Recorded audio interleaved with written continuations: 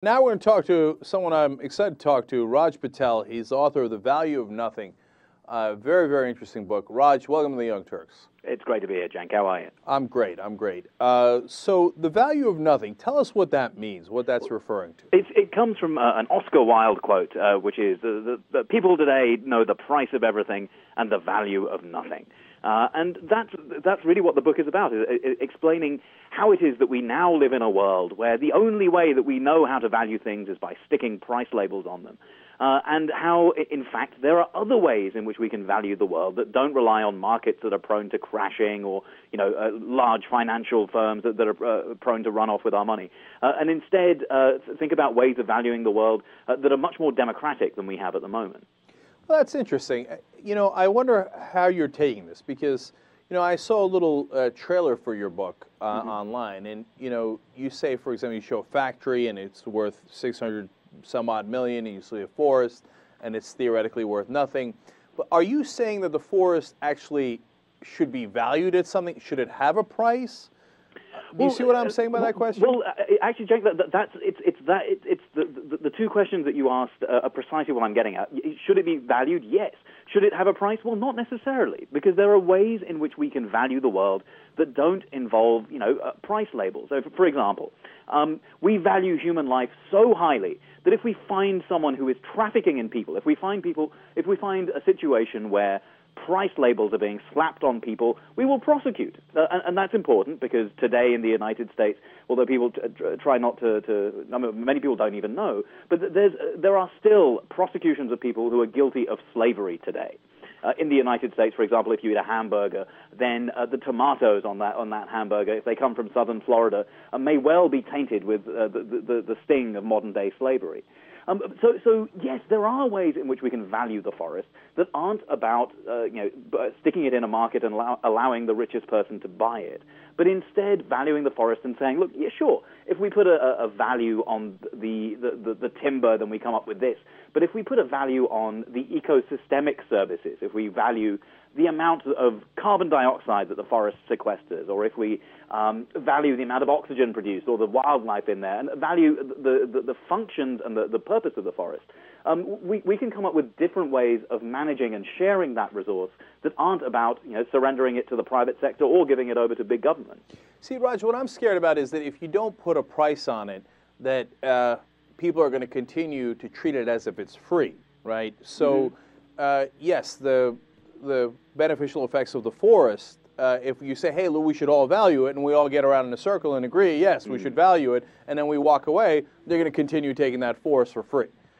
Cenk, you've gone straight to the heart of it. I think that this is really the problem, that we all think that if you don't put something under private property, if you don't allow someone to own something, then we will all tear it apart and destroy it. And it's true, we've seen amazing examples of how when people don't value things, and when you do misvalue certain things, that they do get destroyed. So, there is very much this idea of the tragedy of the commons, the idea that if we all share a resource but no one really owns it, no one has to pay, that we will in fact destroy it. The trouble is that in history, if you look throughout the history of modern civilization, and the many civilizations still today, do very well with valuing resources by managing them democratically, but without putting a price label on them. In fact, the system that we call capitalism came after, it started in Britain, and it came after a system of what was called the commons. It was a feudal system, but in that system we had in Britain a system where, for example, fields and forests and natural resources weren't owned by anyone, but everyone kind of had access to them, and everyone managed them collectively. And in fact, it worked very well. In fact, those systems needed to be destroyed in order for modern capitalism to flourish. So, when you look back in history, and if you look around the world today, there are many examples still alive and still going strong, where you don't need to bring it into a market, where people are able to restrain themselves, because we're not just greedy, selfish all the time, but in fact we're animals that have selfish genes, but are very good at cooperating. And so if you look at the history of civilizations, Civilizations that do well with resources are ones where people do cooperate and do share and don't have to resort to the market in order to value things. Well, Raj, I want to give that more structure in my mind, at least. We're talking to Raj Patel. He's the author of The Value of Nothing. It's a book that a lot of people are talking about and on the bestseller list. So let's take oil drilling off the Gulf of Mexico, okay? So we want... So that's our common area, right? The Gulf of Mexico is, off bordering our states in Louisiana and Florida, et cetera, et cetera. How would it work under your system? I mean, would we get the oil? How would we get the oil? How would that work? Well, I mean, of course, if we wanted to use that natural resource, then there are ways in which we use private enterprise to get at oil, but they can that enterprise can be held in common. But actually, when you were talking about the Gulf of Mexico, I thought you were talking about a different problem, which is that in the Gulf of Mexico right now, every year there is a dead zone the size of New Jersey, and in fact it's going bigger and bigger. A seasonal dead zone, a zone of chemicals that flourishes and kills everything in the Gulf of Mexico. Those chemicals are the runoff from all the hog farms and the animal farms that run off and drain into the Mississippi and wash out into the Gulf of Mexico. And every year, the runoff from the way that we eat meat, for example, pollutes and kills our common resource, and yet no one has to pay for that because the meat industry gets subsidies, and they certainly don't have to pay to clean up the mess that they. But Raj, that's exactly why I want to put a price on it, because when they do that, that has a cost to all of us, and I want to bring that cost back onto the people who produce that problem. I think that that's a terrific idea. The idea of polluter pays is great.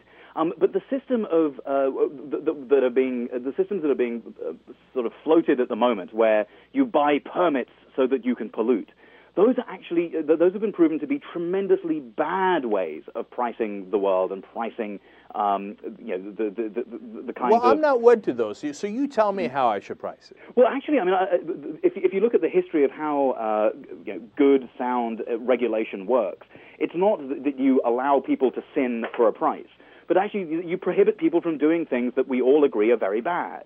And when you actually have prohibitions, when you have regulations that prevent bad behavior and encouragements for good behavior, then all of a sudden you find that you don't need a market in order to shift people's behavior. You have a range of other instruments. I mean, when it comes to pollution, it would be nuts if a complex problem like pollution could be solved by just a single thing of sticking a price label on it. We need a suite of policy responses. So, the impulse simply to price something isn't the only way we fix pollution problems. We need investment in alternatives. We need, education. We need, sort of state spending on alternatives.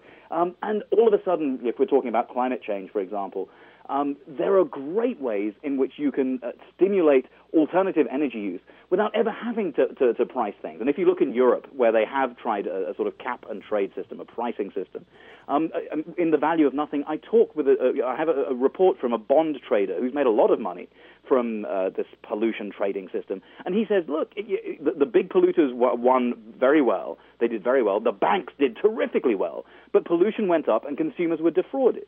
And though that's not an accident of the system, that's absolutely the way the system is set up.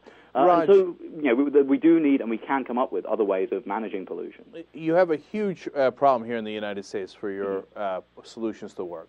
You have a right wing who says that the government is evil and that any expansion of government is a terrible idea. And you have a left wing and a center that never, ever responds to that. Yeah. In order for your solutions, whether it's the government prohibiting the pollution being dumped into the Gulf of Mexico to work, or for the government to say, hey, you can't use slave labor in southern Florida to pick tomatoes, and hence the price of tomatoes will go up when we use actual people that get a real wage, et cetera. All of this needs the government. Well, yes and no. I mean, the thing is, of course, I'm hugely suspicious of big government. I think big government is very, very dangerous. I quote from Eisenhower, for example, in the book, who talks about the military-industrial complex. And that's an example of government gone wild, where we're giving millions and millions of dollars to a bloated government and private sector that's doing nothing but killing people. So I'm very, very suspicious of big government, just as I'm very suspicious of big corporations. But the one thing I'm not suspicious of, and I think at the end of the day, if you want to put your faith in social change, you need to believe that people can think for themselves. And of course, that's the one thing that this country was founded on. In fact, I became a citizen of the United States last month because I believe that if there's anywhere in the world where people can reclaim power from their government and think for themselves, it's this country. And so, I absolutely agree that it's a big problem if the megaphones of right-wing news are announcing that big government is your enemy, and on the left you have a sort of a knee-jerk reaction in favor of unbridled big government. And in fact, what both sides miss is that if we want government to actually be by, for, and of the people, we need a very different system, a much more democratic, small d democratic system than we have at the moment. Right, and then you're going to run into the fact that those same big corporations have bought that big government, and they aren't going to do any of the changes that you suggest. Well, exactly, and I mean, how foolish would it be to think that corporations would be the people who would bring about changes? I mean, of course, that's what we're encouraged to do these days. Is if there's a problem, we can shop our way around it by buying the right car or buying the right fuel or buying whatever it is. And in fact, the one thing, the last thing that we're encouraged to do is to become active citizens.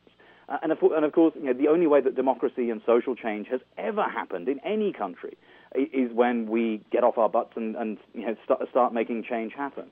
And that's, again, what we're seeing in the United States today in many ways is that happening. I mean, you see it on the right with the emergence of a great deal of sort of populist fervor, and you see it on the left in many of the same ways. You're seeing many, many more people becoming active citizens. Now, I don't approve of some of the ways in which that citizenship works, but I certainly think that if social change is to happen in this country, if corporations are to be taken down and to be put in their place, if markets are going to be made to work for people, and markets should work for people because markets are terrific, but if that's going to happen, we do need to become much more active and much more actually directly involved in our democracy.